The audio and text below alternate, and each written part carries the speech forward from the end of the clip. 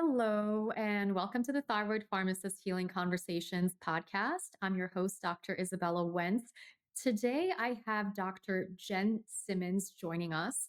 Dr. Jenn is a breast cancer surgeon turned integrative oncologist on a mission to forever change the way that we diagnose, treat, prevent, and screen for breast cancer. We're going to be doing a bit of a deep dive into hormones, toxins, and breast health, and really breaking down the myths and building solutions. A little bit more about Dr. Jenn. Her best selling book, The Smart Woman's Guide to Breast Cancer, helps women both prevent and navigate a breast cancer diagnosis by providing them with hope and the only thing they truly need, a health plan.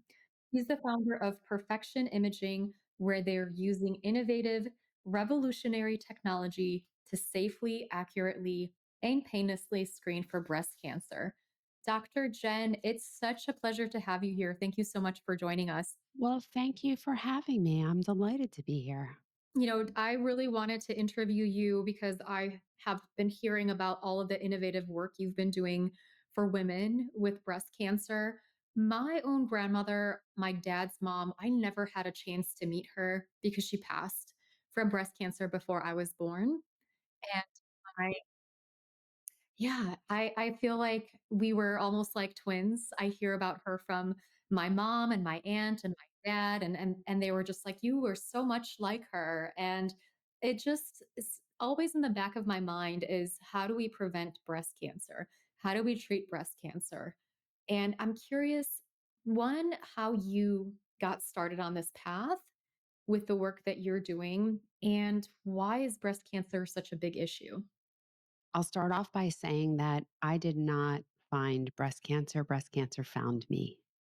I was very much born into this position. I didn't choose it at all. So I come from a breast cancer family. Literally every woman in my family gets breast cancer, with the exception of my mother, who got colon. And growing up, I had a first cousin.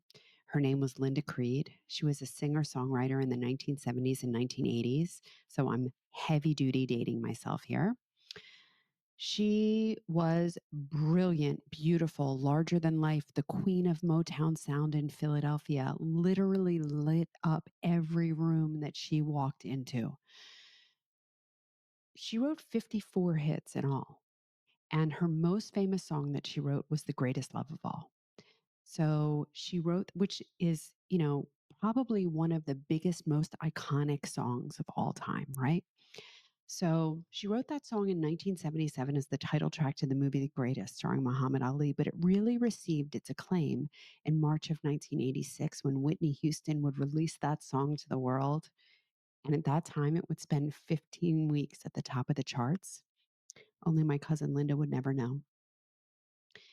Because Linda died of metastatic breast cancer just 1 month after Whitney released that song. So sorry.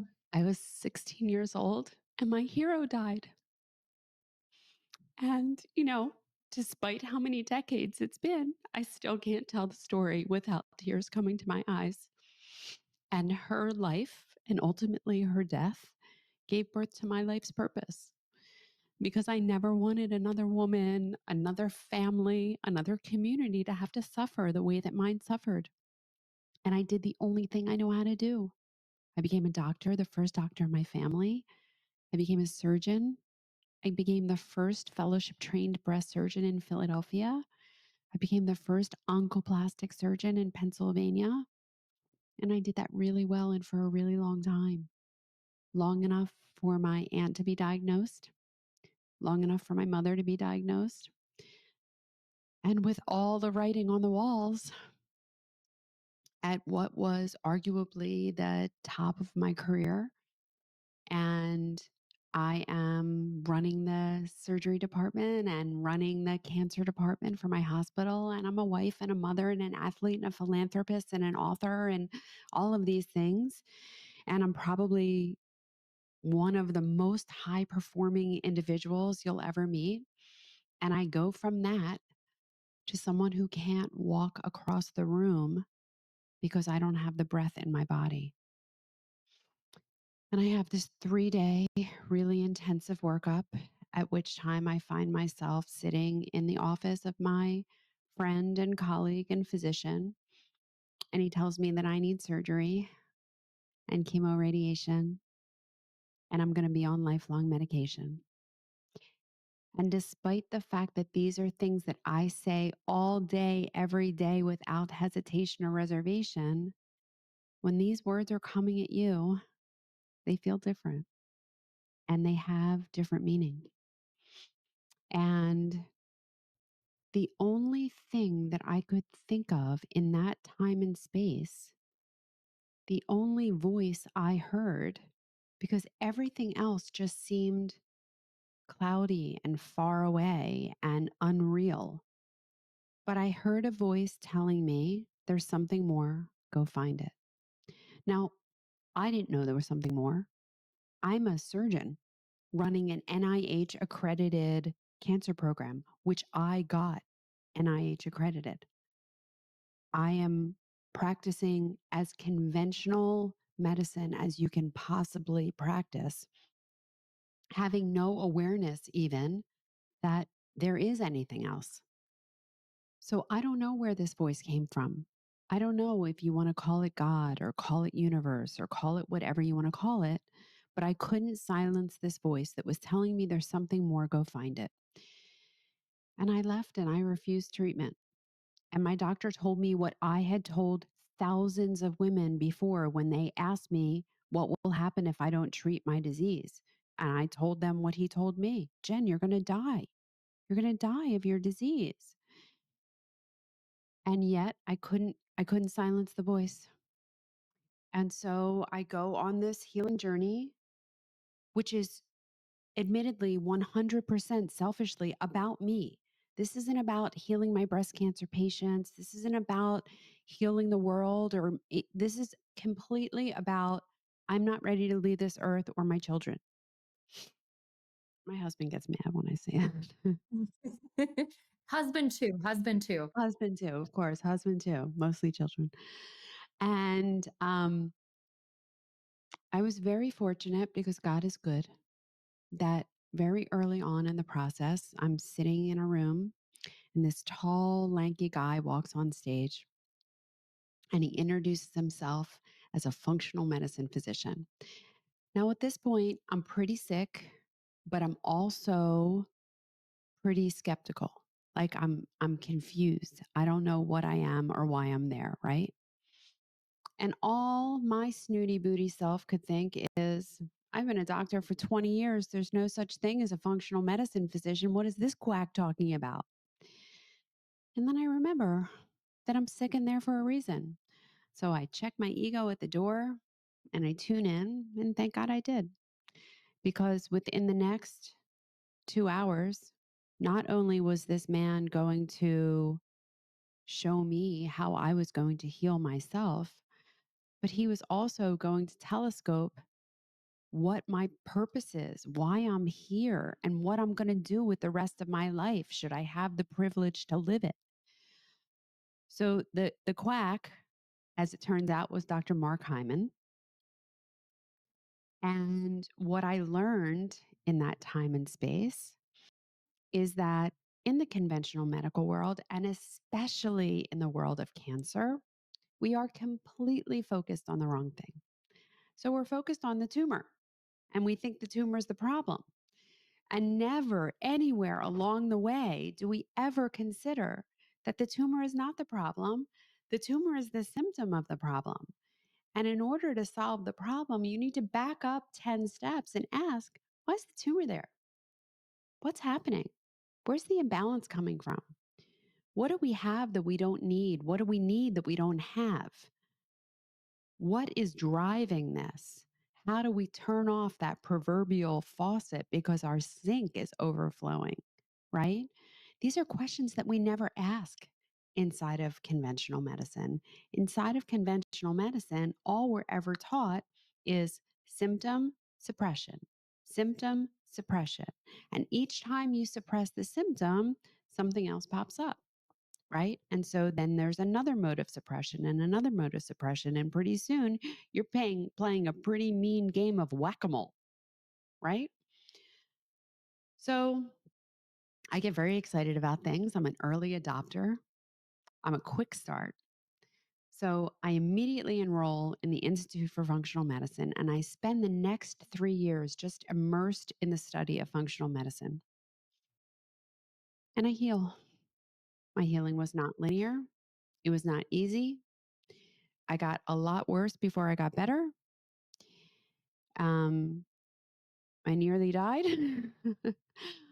But um, I didn't know what I didn't know, and I didn't know to ask for help. And had I had it to do over again, which please God, I don't want it to do over again, I would have asked for help, had far more humility.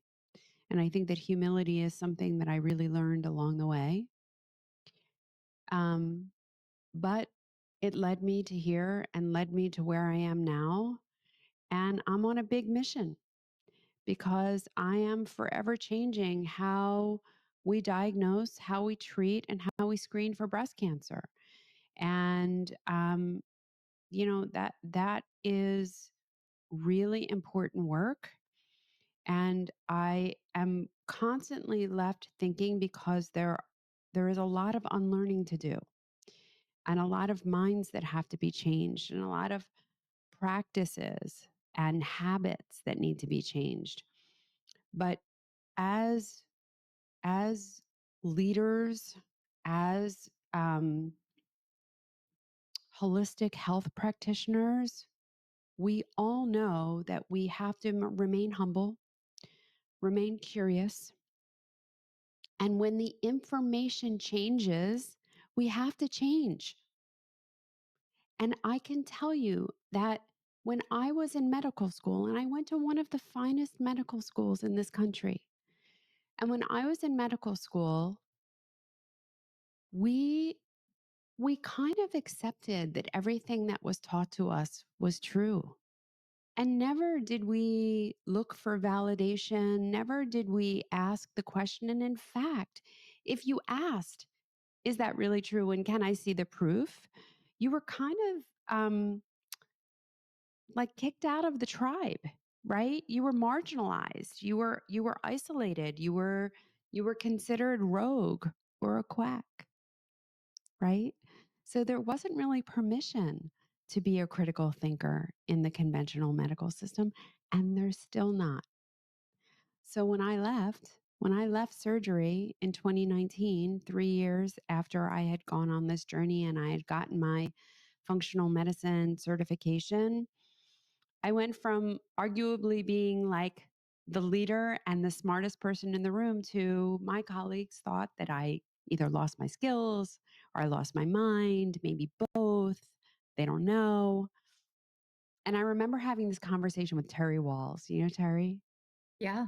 Yeah, she's just an amazing, amazing woman who has overcome what everyone would have considered a terminal diagnosis of MS, where she was at the point where she was running the department of internal medicine for the veteran affairs to she was and also the residency program director to she was fired because she was in a zero gravity wheelchair and couldn't support her own weight because her MS had progressed to such an extent to she figures out holistic natural healing and goes back to, within a couple of months, like riding her bike 20 miles a day and goes back to her hospital position with a whole renewed focus because now she is helping thousands and thousands and thousands of people to reverse their MS using her patented program.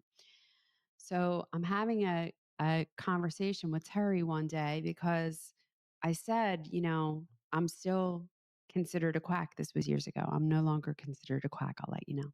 I'll have you know. Um, and she said, Jen, the first 5 years, you're considered a quack. The next 5 years, everyone's curious and they're coming to hear you speak. And 5 years after that, you are the keynote. So I'm happy to report that I've reached keynote status. What an incredible journey. What a truly incredible journey, and that just speaks to the power of functional medicine. I see myself a lot in your journey as well, having been I was a trained pharmacist, so it was all about medications and which medication do we use for which symptom. And getting that Hashimoto's diagnosis for me was very much, okay, I'm going to take this medication and that's going to be the end of it. And I was working in public health at the time, just had a very promising career and whatnot. And all of a sudden, I'm talking about things other than medications, and I'm discovering that nutrition, for example, and nutrient deficiencies, all of these things had played a more important role than even perhaps medications on my healing journey. And it feels really, really weird at first because, like you said, a lot of unlearning. Let me ask you, was guilt a part of it for you? Because I feel like that is something that's very hard for a lot of people to overcome, so they won't even entertain it. I mean, spending so much money on tuition and the student loans and having all of your colleagues and kind of being part of this club and And I can only imagine that you believed in what you did. absolutely. Yeah, I think we do. We go to healthcare professional school so that we can help people and change lives. And you were helping people through surgery and you were helping people preventing in the best way that you knew. But once you found out that there were other things, I feel like you couldn't live with that anymore. You couldn't go back to being a surgeon, right? Absolutely, I couldn't unring the bell, and that's exactly what happened for me.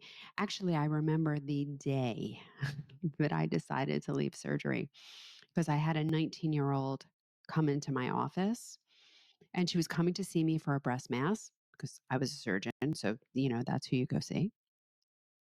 But she happens to be wheeled into my office because she has such progressive MS at 19 that she can't walk the 30 feet from the elevator to my office. So she happens to turn up in my office the week after I meet Terry Walls. So here I am, full of inspiration. I meet Terry, I read her book over the weekend, and now here's this 19-year-old with progressive MS in my office. I'm a giddy school child. I'm telling her all about the protocol and that there's hope for her and that she can turn this around and it's reversible and she can live a normal life and a healthy life and all of this. And I'm literally like effusive. And she puts her hand up in my face and says, "Doc, are you going to do my biopsy or not?" And I was like, "Oh, yeah. There are some people that don't want my help. There are some people that don't want to help themselves. There are some people that just want the procedure or just want the pill or just want the whatever treatment it is, but they don't want to participate in their own care. And that's okay, right? Because everyone needs to do what resonates with them and what's right for them. But I didn't want to work with them. I only wanted to work with people who wanted to partner with me because, as you and I know, I can't make anyone healthy. You can't make anyone healthy. The only person that can make you healthy is you. And you have to choose that because health doesn't happen in a doctor's office or a surgery suite or a radiation suite, a chemotherapy suite. Health happens at home with the stuff that you do every single day. So I resigned that day. And it's funny because my employer, most surgeons are employed these days, and my employer's like, "You just negotiated your contract, and I'm not giving you a raise." And I'm like, "I'm not asking for a raise. I'm giving you my notice. We just did this. We just went through." I'm like, "I'm not asking you for a raise. I'm not trying to renegotiate my contract. I'm leaving." Um, and that was it. And it was a huge leap of faith because I went from like top of my career to putting out my shingle. "Hi, I'm a functional medicine doctor. Come see me." Like, and the one thing that they never teach us in training is how to run a business. And unfortunately, medicine is not unlike anything else. It's a business. And for the first however many years of my functional medicine career and my integrative oncology career, I was the best kept secret, and it was horrible. It was scary. I was practicing medicine as a hobby. And I actually have to like give a big shout out to JJ Virgin because she was the one that changed my life. She really said, like, Jen, you're a brilliant doctor. We get it. But if you don't have anyone to treat, it doesn't help. You need to learn to be a business person. You need to learn how to speak to people. You need to learn how to get your name out there, get your voice out there, get your story out there so that so that you can help people because we can't make an impact unless we're helping people. JJ's been such an amazing mentor to so many of us that are passionate and very, I guess, heart driven that want to change the world. Yeah. And I feel like she's given us, a lot of us, a roadmap or a toolkit where we can actually take our passion or hobby, right, and turn it into something that is sustainable so we can help more and more people and their message reaches us. She's She's definitely going straight to heaven because she has like the impact, the ripple effect that JJ Virgin has is so enormous that she's like whoosh, going straight there. She doesn't have to wait in line. I agree. She's just changed so many people's lives for the better. I know I know you went through a healing journey yourself, and I know in the beginning my healing journey was not linear as well. So I tried a lot of the things that were not helpful. Some of them were harmful, some of them delayed me getting better. And eventually I was able to figure out, like, oh, wow, these were the things that really moved the needle. These things really do not move the needle. And that's why I started my platform, my website. And whenever I work with clients or I've written books, I can provide that kind of guidance and feedback. Initially, it was my own healing journey, right? Where I was like, gosh, I did this coconut oil over my thyroid gland that I read about that was going to be a game changer. And spoiler alert, it did not cure my thyroid disorder. I'm curious, what kind of things did you encounter on your healing journey? I feel like there's a lot of information out there from an alternative medicine standpoint of like, hey, if you've got breast cancer, this is what's going on in your body and this is what you need to tackle, or this is what you can do for prevention. I'd love for you to kind of maybe separate some of the snake oils from fish oils for us. Listen, I want to start off by saying that what my experience was my experience. And we all come to our diagnoses for different reasons, right? So the things that I was battling, the things that were interfering with my health, the roadblocks to my health, are not necessarily other people's, and vice versa, right? Like, I saw a woman today who, quite frankly, has horrendous childhood trauma. Horrendous. Okay. So she watched her sibling drown. Okay. You never come back from that. Her heart is broken. And her, it really destroyed her family. It destroyed her childhood. And she was never allowed to feel it and compartmentalized it until it presented as a breast cancer. Because we can only compartmentalize things for so long, and your body is going to make you deal with it, right? Your body is without question keeping score. Who wrote that brilliant book? I forget. The Body Keeps Score, whatever. Um, that was not my issue.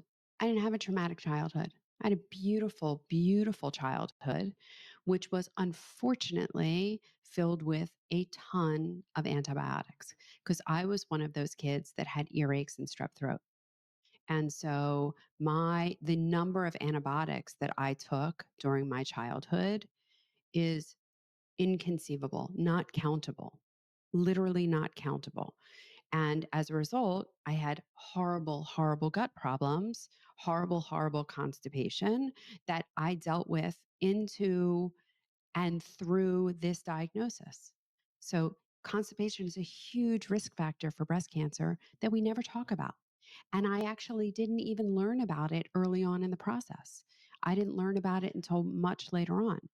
But what the straw that broke the camel's back for me wasn't actually either one of those things. They just set the stage. They set the stage for my diagnosis, but they were not my triggers. And when I got my diagnosis, I tried to approach it from a dietary standpoint, which so many people do. And I get it. And it is important because 80% of our contact with the outside world is through what we eat and what we drink. So that's very, very important. And 80%, 70 to 80% of our immune system, which is so important in both the diagnosis of breast cancer, the development of breast cancer, but also the reversal, right? Like we need our immune system to be on point. And mine wasn't, I didn't know it. And I didn't even know to ask those questions or to look for it. So this kind of set the stage for me. But when I was first diagnosed, and so much of that immune system lives in your gut. So there's this whole relationship between what you take in, eat and drink, and the health of your immune system. So I, of course, hear all these things about diet as people get diagnosed. You know, that's like the first thing people talk about. And so I threw all my effort and all my energy in there, and the plant based or plant exclusive voice really called out to me at that time. And I became a very, very, very strict whole food vegan. Whole food, I'm not eating Twizzlers and I'm not eating junk and I'm not eating garbage, right? But I am a very strict whole food vegan. I'm not eating pasta. I'm really good, right? Really good, really strong. And I probably did this for about a year, maybe a little more than a year. And I'd always been on the vegetarian side of things. Like me and meat, we just don't jive. Like I'll wear a fur coat, but I don't like to eat what's underneath of it. I don't know how else to explain it. Like I love my leather shoes, but I don't want to eat that cow. So it's just hard for me. Like somehow I can separate the rest of the stuff, but like when you think about eating an animal, it just doesn't feel right to me. So it was very easy and natural for me to adopt this whole vegan diet. And I nearly killed myself because I didn't supplement. So my thyroid crashed like you can't even believe. My TSH was 125. Oh my goodness. The doctor didn't understand how I was alive. I had myxedema. My voice was like this. I was unrecognizable. Like everything was edematous and puffy. It was horrible. Like if you hear my YouTube talks or anything from that period of time, I'm like not recognizable. My voice is not recognizable. My affect is not recognizable. I'm puffy. I'm weird looking. Like it's horrible, horrible. Um, because I didn't know what I didn't know. And like I have someone in my ear talking about drinking this salt water and it's going to cure me, and I'm believing them. And so let me tell you, being a vegan without supplementing and drinking salt water thinking that it's going to heal you is not going to work. That's snake oil. It's snake oil. Now, listen, if people want to be vegans, you can be a vegan. You can be a whole food vegan. You have to supplement. For someone like me, you also have to take vitamin A because I can't convert beta carotene to vitamin A. Same. And you have to supplement with vitamin D. You have to. So my vitamin D was like 3. Okay. So I was like barely alive, literally barely alive. Um, and all the while, like not realizing it, not not recognizing it until I was in so much trouble, so much trouble. I mean, I literally nearly died because I was being so orthorexic and not thinking it through and not getting help and support where I needed it and not testing and just like doing it without monitoring. So, as it turns out that doesn't work, but I'll tell you what does work. I have a whole chart that I go through with people about the things that cause breast cancer. And we just go through it line by line, looking at all of these things and how do they apply to you. So, the things for me that really change things around, aside from starting to supplement and being smart, is that I had metal amalgams in my mouth, a lot of them. So they needed to go because I was literally poisoning myself every single day with mercury. Mercury is a metalloestrogen, as it turns out. So it acts like toxic estrogen in your body. Now, estrogen is not bad, estrogen is good. Estrogen is the hormone of life. Estrogen does not cause breast cancer. I want to be very, very super duper clear about that. However, there are compounds in our environment, we call them xenoestrogens, and these act on the estrogen receptor, but not in a normal way, in a toxic way. And they have toxic effects as a result. So I was literally over activating my estrogen receptors, which for someone that comes from a breast cancer family, this is not a recipe for success. And if you're constipated, it's recirculating, right? That's exactly right. And I also didn't know that. So I didn't realize about the estrobolome. I didn't realize about the role that your microbiome plays. I didn't realize that if you're not getting rid of that is one of the major routes in which we get rid of our estrogen is through our stool.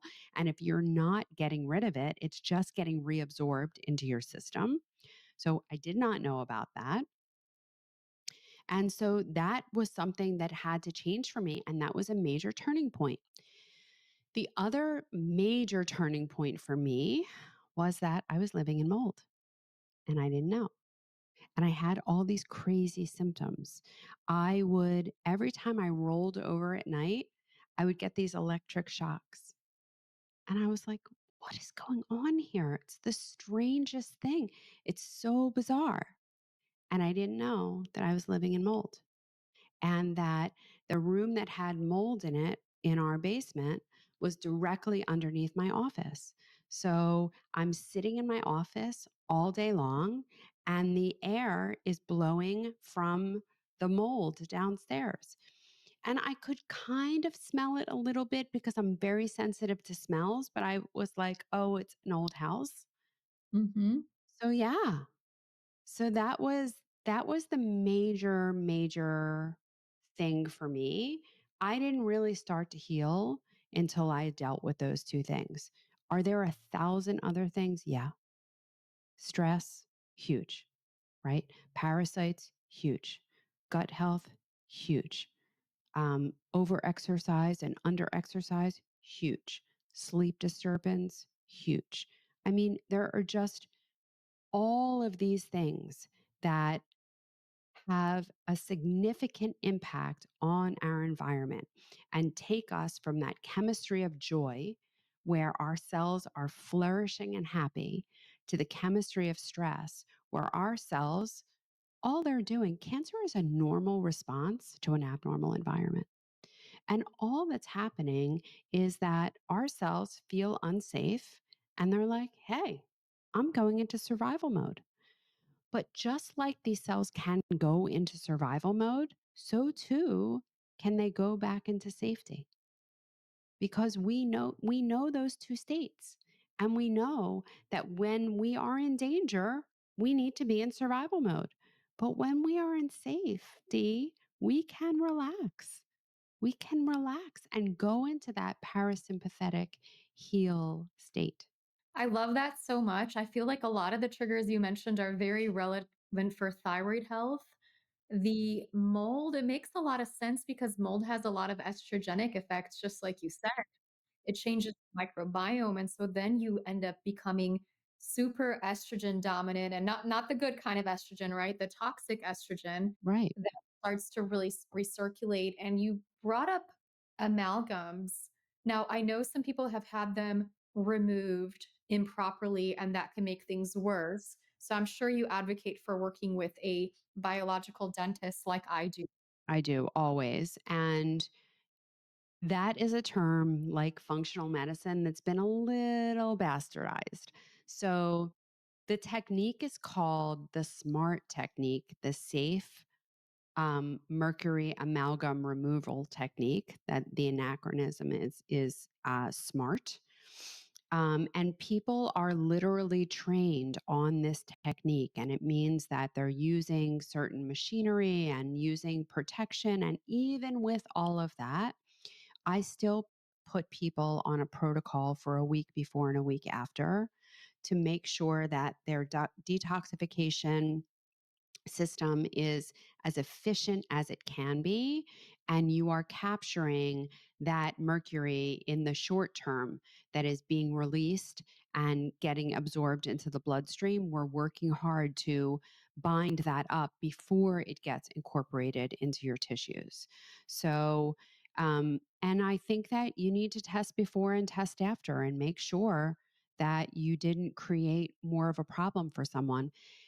And I typically tell people not to do that in the acute phases of cancer, because I think that when you have developed cancer, that's your body already saying, hey, I've exceeded my capacity to clear toxins, right? Like I'm tapped out. So I work with people to restore their health, to empty out their bucket, to make some more room so that they do have some flexibility, so that they do have some reserve. And then again, I make sure that they're really well covered. But, there's another aspect of dentistry that we didn't discuss that is also very tied to cancer development. And it's both tied to thyroid and to breast cancer, and that is root canals. So people don't realize that if you need a root canal, it's because the tooth is dead. And if the tooth is dead, when you take the root out, all you're doing is taking out the signaling, right? You're getting rid of the pain signal, but you're not clearing out the infection. The infection is still very much there. And what happens is when you take that root out, you're no longer getting the signaling. So you can really have a festering infection there, and you don't feel anything because the nerve's gone. So people have these what they're called cavitations. And they have these cavitations in their mouth, which are chronic abscesses. And it takes a lot of your immune system to be able to control this and prevent it from becoming systemic. So often we see these people with these suppressed white blood cell counts. And we're wondering, like, where is it coming from? And why is their blood count suppressed? And, what's wrong with their marrow? It's not their marrow. It's that they literally are fighting constantly to contain this infection. And it's not exclusive to the mouth. I mean, cavitations are, but this is a problem in the gut with parasites. This is a problem in other areas where you can have these chronic low-lying infections. They're not causing fever and they're not causing pain, although, they may present as digestive symptoms, or, you can have like fungal overgrowth on your nails and stuff like that.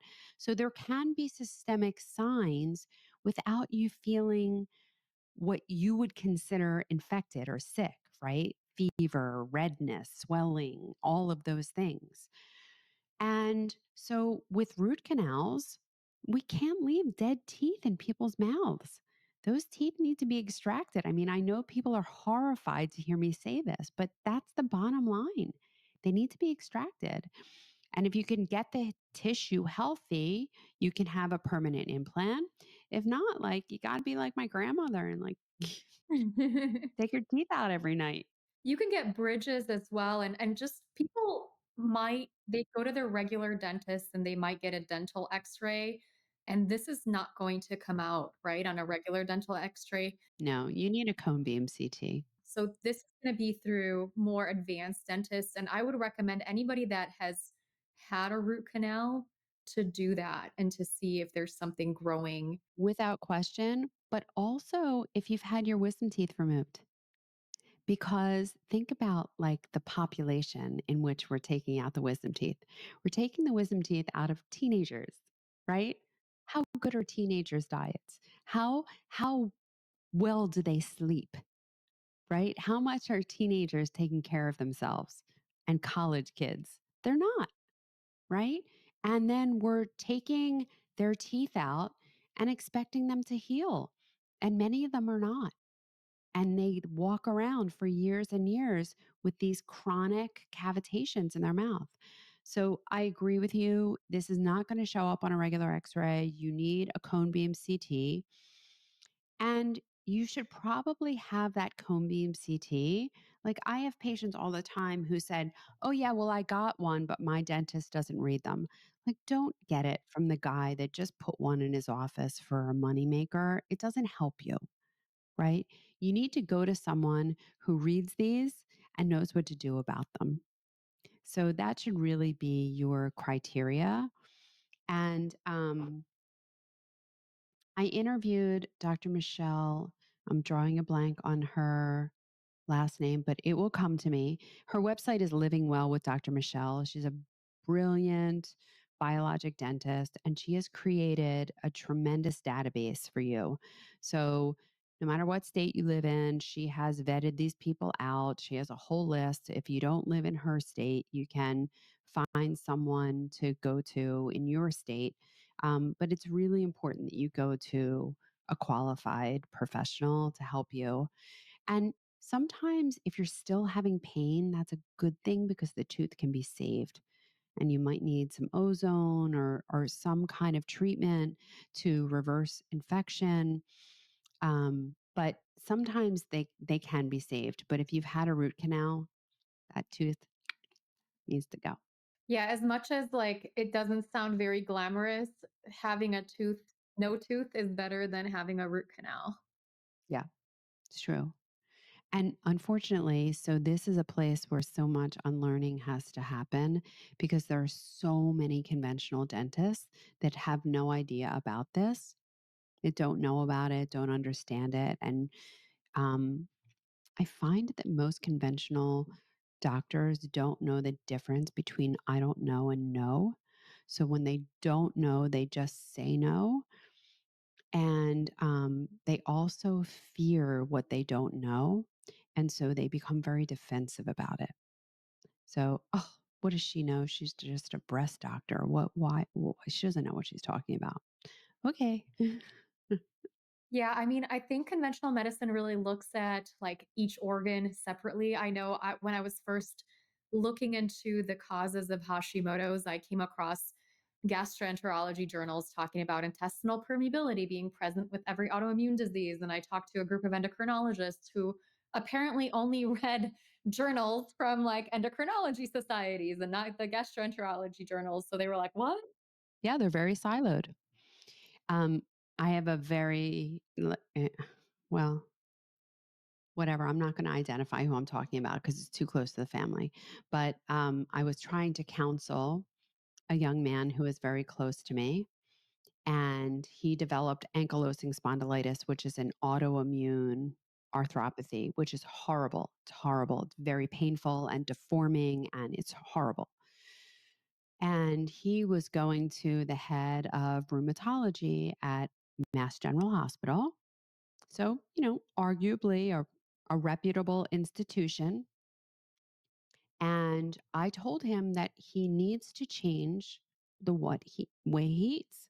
and the things that he eats. And he needs to eliminate inflammatory foods. And I would start with grains and dairy.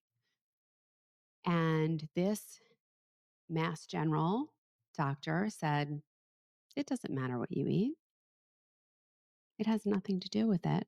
And you just need to go on biologics. Now, you know those biologics are, first of all, they're poison, and they are just the means to an end, because eventually your immune system will find a workaround and you'll end up with joint destruction anyway, and probably cancer. All it is saying to your immune system, hey, you're not allowed to respond. It's not taking away the inflammation. It's not taking away the nidus. It's not doing any of those things. It is literally just blocking your immune system from responding. And people get into a lot of trouble with these over time, a lot of trouble. They get very, very sick.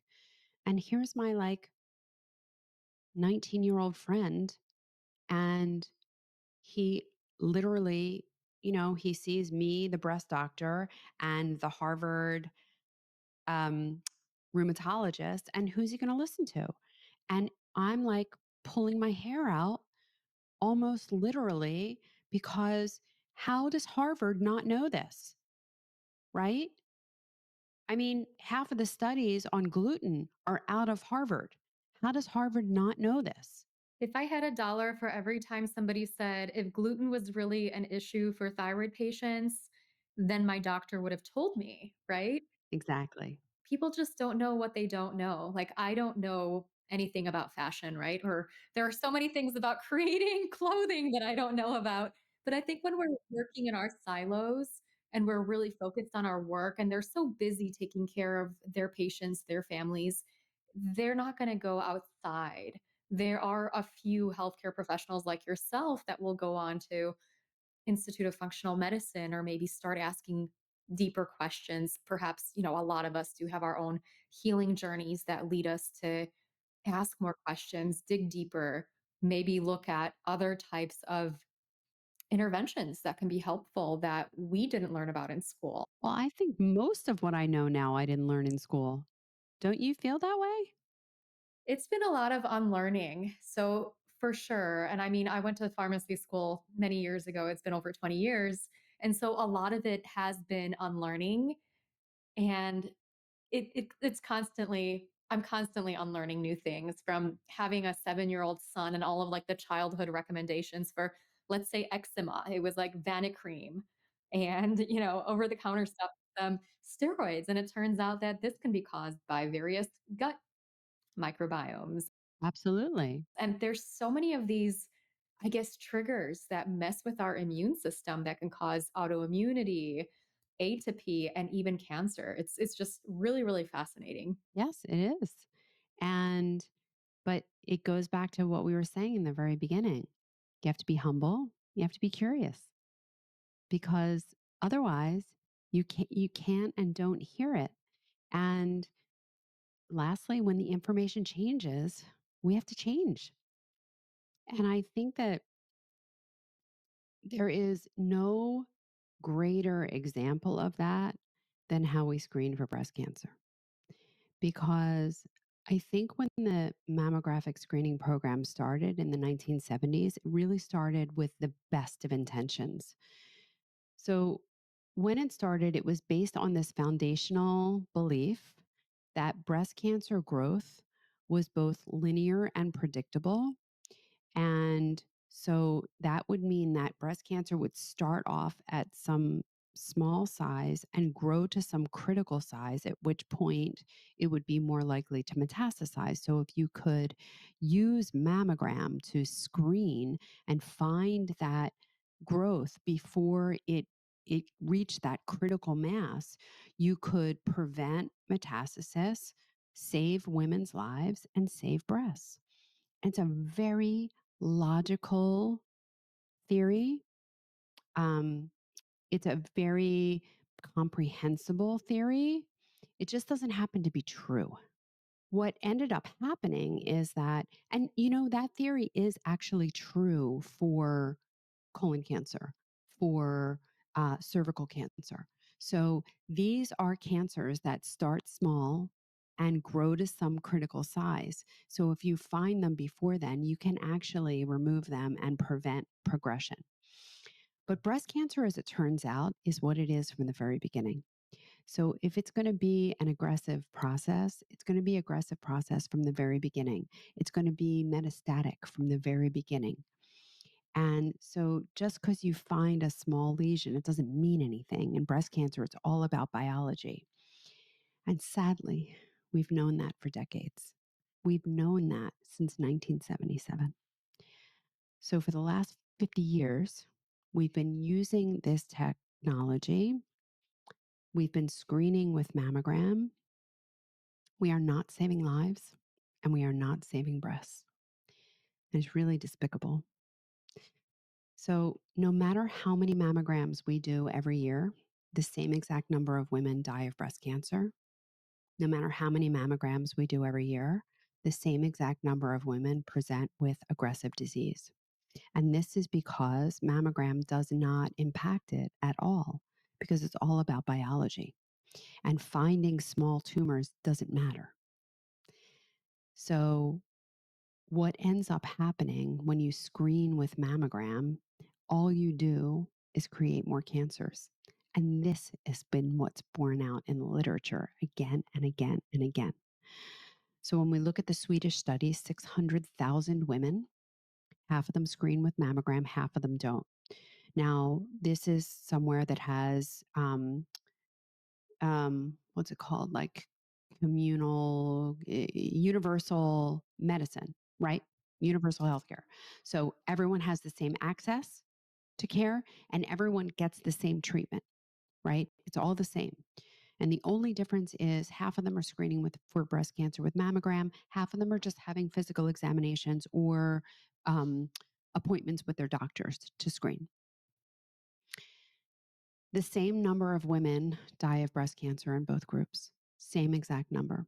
And the only difference is in the group that's screened with mammogram, there's 20 to 30% more breast cancers diagnosed, meaning that we're diagnosing these cancers that would have never become clinically relevant. They would have never progressed. They would have never affected a woman's lifetime or her quality of life. Okay. Same exact study done in Canada, the Canadian breast cancer screening study, except now we're specifically looking at young women because, maybe that applies to old women, but young women, they have more aggressive disease. It's more important to screen them, right? That's what we're told, right? Mammograms save lives, screen early, screen often. So we're looking at young women now, 90,000. 45,000 are screened with mammogram, 45,000 are just having self breast examinations. Ages 40 to 59. That's the demographic we're looking at. Same exact outcome.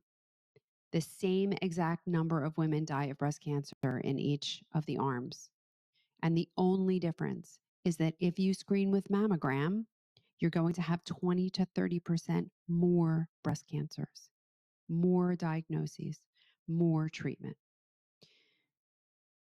We are not saving lives by screening with mammogram. Okay, but if we're saving breasts, that would be worthwhile, right?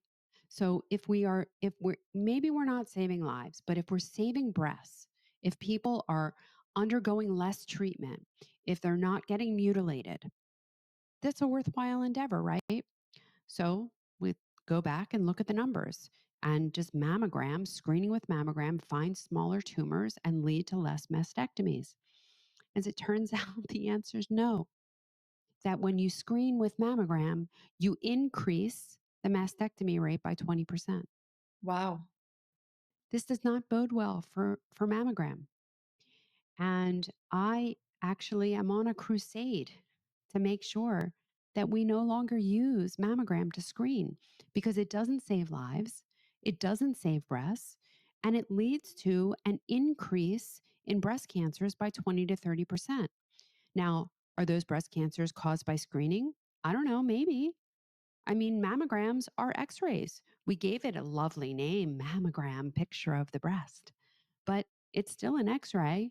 I mean, you know, you can put lipstick on a pig, but it's still pig, right? The name mammogram is lipstick on a pig. So, as it turns out, radiating the breast, which is a very vulnerable tissue, a very environmentally sensitive tissue, turns out radiating it every year is not such a great idea. And we have the cancer to show it, right? So now I am not saying that one mammogram causes cancer. I always get this like flood of people, mammogram saved my life and I only had one mammogram. And I know people believe that mammograms save their lives, but statistically speaking, it's simply not true. One mammogram is not going to cause breast cancer. I agree. I agree. But most women don't get one mammogram. Most women start around 40 or 50 and they screen yearly or every other year, and they do it for decades. So most women have 20, 30, 40, 50 mammograms, right? And for every 2,000 women that we screen over a 10-year period of time, we may save one life. 100 of them will get called back for additional studies and biopsies that they did not need. And we will cause anywhere from 10 to 50 women to be treated unnecessarily for breast cancer. These numbers do not work out, right? They don't work. Those numbers don't work. And for the woman who is treated unnecessarily for breast cancer, it's a heck of a price to pay because treatment for breast cancer is not benign. It is not easy. And we decrease the quality and the duration of women's lives when we treat them for breast cancer. So, someone gets treated for breast cancer and they're told that they should be grateful to be alive. And they are grateful, but it's very hard to feel grateful when you can't think and you can't sleep and you're anxious and you're depressed and you're scared and you've gained weight and your clothes don't fit and your breasts are deformed or absent and you're exhausted and your bones hurt and your joints ache and you have no libido, sex is unwanted and painful, your relationship is suffering, you're having palpitations. Like it's really hard to feel grateful when all of this is happening. And yet, this is how we leave most women after breast cancer treatment. So, mammogram trickles down in a terrible, terrible way. Now, I want to be clear. I am not saying that breast cancer is not a thing. I am not saying that breast cancer isn't a horrible disease. I am not saying people don't die of breast cancer. Yes, of course they do. But what we ought to be focused on is prevention and safe screening. And both of those things are possible, but not if you're going to use mammogram as your metric. Can we talk a little bit about, if you don't recommend mammogram, what is the safe screening? We do want to be proactive about our health. Absolutely. Absolutely. And there is absolutely no reason in this day and age to use mammogram for screening because we have such amazing options now. So, first, I tell everyone that you should be doing self breast examination. Right? I really believe in self breast examination. I think that no one is ever going to know you better than you know yourself. And if you know yourself, and spoiler alert, every single woman thinks her breasts are lumpy, you just need to own your lumps, right? So I think everyone should be doing self breast examination once a month. You're going to look at your breasts, you're going to touch your breasts, you're going to feel underneath your breasts, on top of your breasts, underneath your arms. And you're going to do that once a month. If you are premenopausal, you're going to do it day 7 of your cycle. If you're postmenopausal, just do it whenever you're going to remember, the first of the month, whatever it is. The second thing is there is a test called the ARIA test. Have you heard of this test? No, please tell me more about this. The tears test. So, this is not a specific screening tool for breast cancer. This is a screening tool for the proteins that are associated with the precursors of breast cancer. And it turns out that in 93% of women who have breast cancer, they will test positive for these proteins. So it has a 93% sensitivity. The specificity is a little lower. The specificity is 58%. So that means that 42% of women who don't have breast cancer will test positive for this. But I would argue that there are no false positives for this test, because if you have these inflammatory proteins, the S100A8 and S100A9 proteins, if you test positive for these proteins, you do have inflammation. You do have the inflammatory precursors for breast cancer. And you know what? You're given an opportunity. You have an opportunity to prevent that diagnosis. If you have a clinically significant result on the ARIA test, it's ARIA.care. And you can use my code Dr. Jenn 20 to get 20% off. And this is a very, very affordable test. I think the test comes out to be $130 or something like that. Um, if you have a clinically significant result, everyone should get imaging because you want to make sure that you don't already have a breast cancer. But if that imaging is negative, then you have opportunity and you can do things like read my book, The Smart Woman's Guide to Breast Cancer, because that will give you the health plan that you need going forward. I have a breast cancer prevention program through my medical practice called Real Health MD that you can join our prevention program and make those changes that you need to make and start to recognize the things and the drivers of breast cancer so that you can actually prevent a diagnosis. So, this test, I think, is a game changer because to me, this test is opportunity. This test is absolutely opportunity. And all it is it's an at home test. You put a little piece of paper in your eye, like right underneath your eyelid, close your eye for 5 minutes, take that little paper out, send it off to the company. A week and a half later, you get your results. It's really amazing, totally painless, 100% safe, and very effective at, at doing exactly what it's supposed to do. This is not a yes, you have breast cancer, no, you don't. This is, do you have the inflammatory proteins that are present in women who have breast cancer? And if the answer is yes, you've work to do. You may have a diagnosis, but you may not. You may just have that golden opportunity to prevent one. So that's part two of my trilogy, right? Part three, what I use for imaging. So in August of 2024, I opened up the first Perfection Imaging.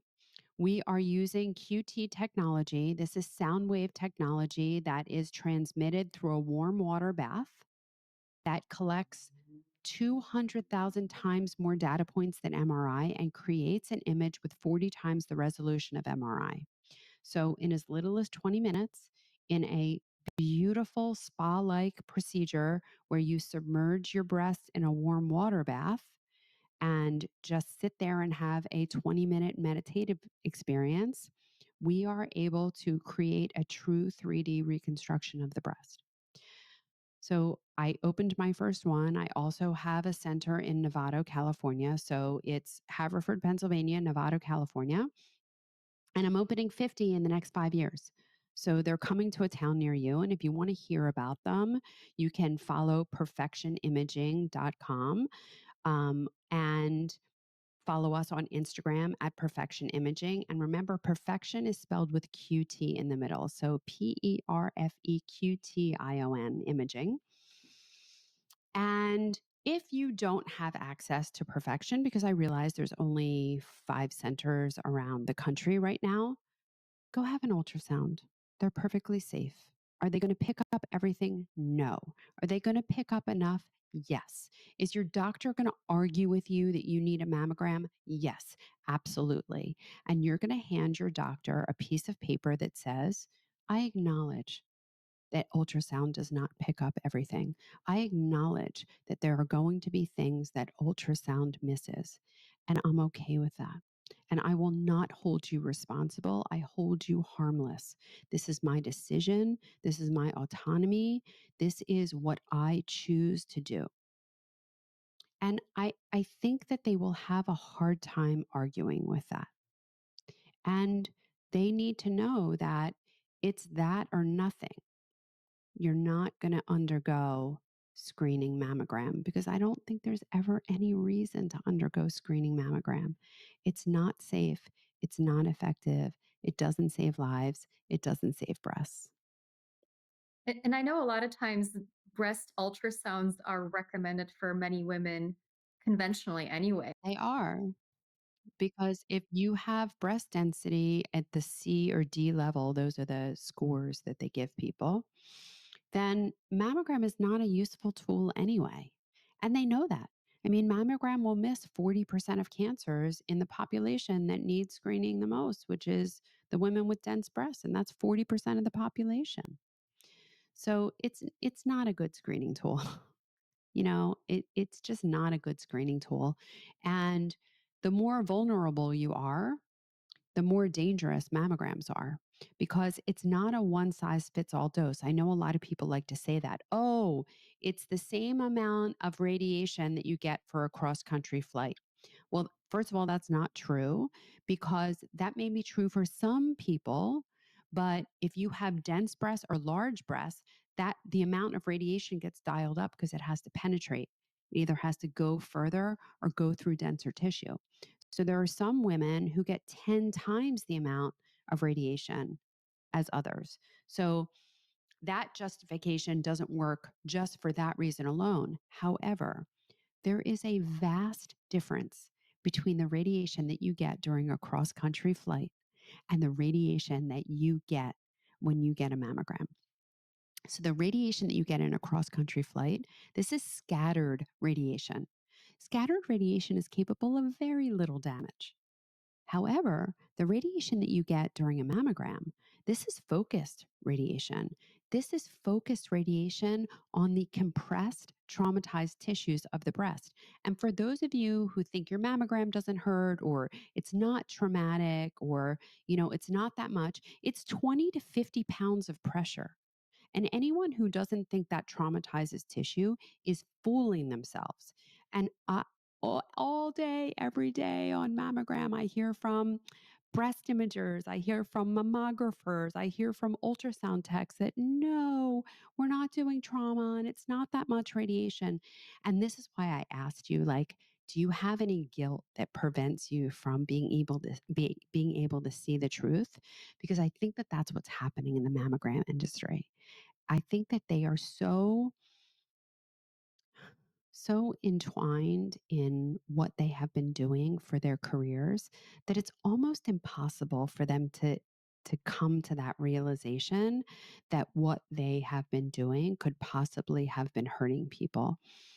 And I have to say, as someone who has been there and done that, as someone who spent 20 years as a breast cancer surgeon who ordered more mammograms than anyone could ever imagine.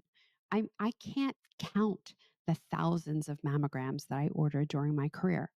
And it's okay because I made the best decision that I could at the time with the information that I had at the time. But as the information changes, so too must we change. When the information changes, our minds must change. And we need to get them there. We need to get them there and we need them to understand that we have to embrace different technologies and we have to think about safety above all else. And, for the people that think that MRI is a solution, it's not. MRI may have better sensitivity and specificity than mammograms. Certainly it does. But MRIs are cumbersome, they're expensive, they have access issues. But that's not even my beef with them. My objection to MRI is that it uses gadolinium. And without gadolinium, it's useless. So it loses all that sensitivity. So gadolinium is a heavy metal. It's stored in our organs and causes end organ damage over time. So this is not a solution. So yeah, that's where I'm landing. That's my story and I'm sticking with it. How can people that want to connect with you get more information from you? How can we support your work? How do we find you? Yeah. So, anyone who is dealing with a breast cancer diagnosis, you're recently diagnosed, you're in treatment, you've completed treatment, and you're wondering now what, you're living with metastatic disease, you're a mutation carrier, or you're just looking for prevention, realhealthmd.com. If you are, and also make sure that you get a copy of my book, The Smart Woman's Guide to Breast Cancer. It's available on Amazon and a bunch of other places. So, if you are looking for a scan, Perfection Imaging, PERFEQTION, imaging.com. And then I have a podcast. It's called Keeping Abreast with Dr. Jenn. We have you coming up very soon. Um, and so you can listen to me there. We put out a new episode every week. Um, and then I'm on all the social media channels at Dr. Jenn Simmons, and my Jen has two N's. And you also are providing the breast health blueprint guide for us. This is amazing. I'm going to link to that in the show notes. Thank you so much for that. Can you tell us a little bit more about that? Yes. I mean, the truth is, at the end of the day, breast health is health. And the very same things that you're going to do to have healthy breasts are going to give you a healthy heart and healthy brain and healthy um, joints and healthy gut and healthy skin and healthy heart um, and healthy vagina and healthy joints. I mean, really, we are just one system. And so much of the way that we were taught to think, so much of what been ingrained in is symptom respond, symptom respond, symptom respond. We're so reactive. And this is really about being proactive because we don't want to treat, we want to prevent.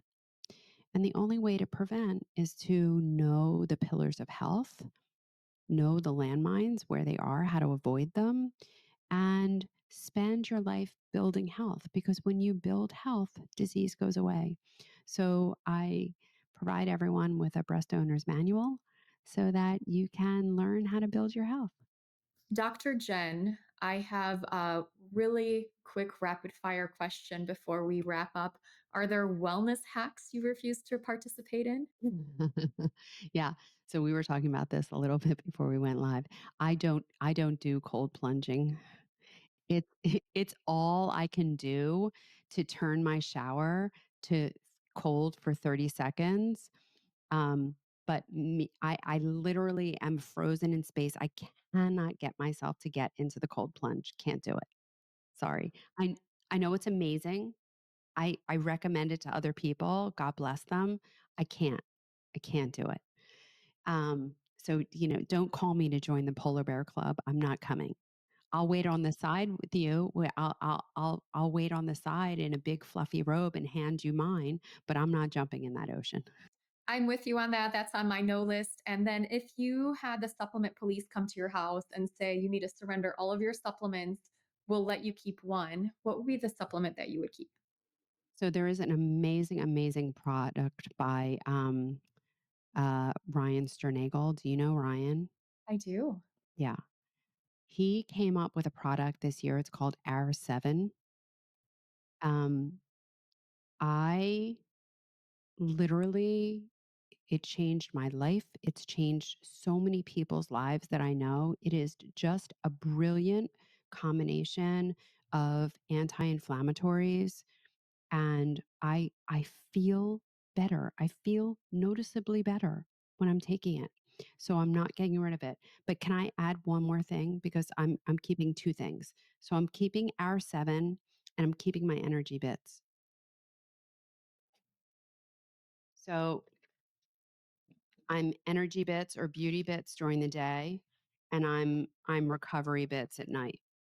So this is what I'm not This is what I'm not living without.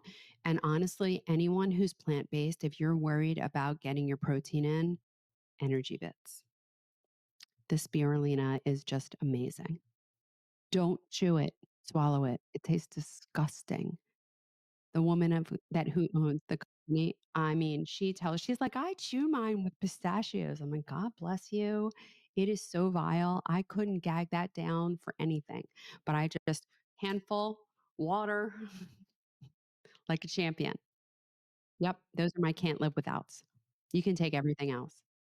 Dr. Jen, this has been such a pleasure to have you. Thank you so much for the pioneering work that you're doing for women's breast health and overall women's health. I really, really appreciate you taking the time to come and have this healing conversation. I know I could interview you for another hour, so we'll definitely have to do a part two. I'm happy to come back.